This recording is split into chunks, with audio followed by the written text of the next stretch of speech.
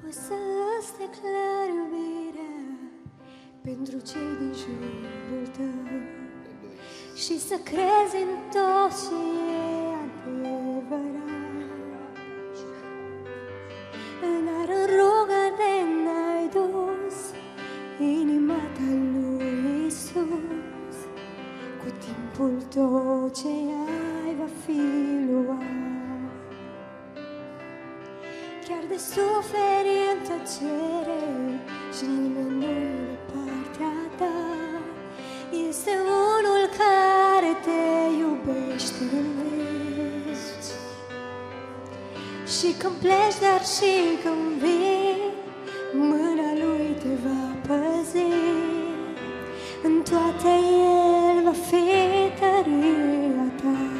Cât mai aveți viață în voi, mergi înainte prin credință. Mergi înainte cu Iisus. Mergi înainte până El va veni și-n brațul Său te va primi.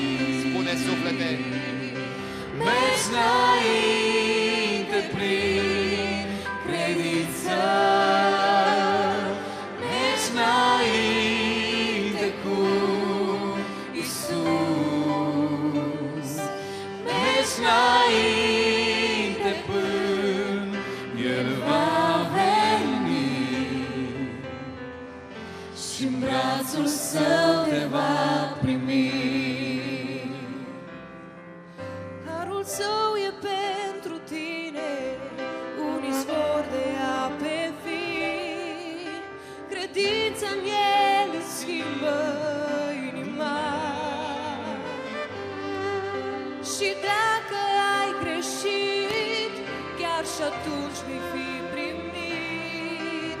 Te iartă ca să poți fi mântuit. Mergi înainte prin credință.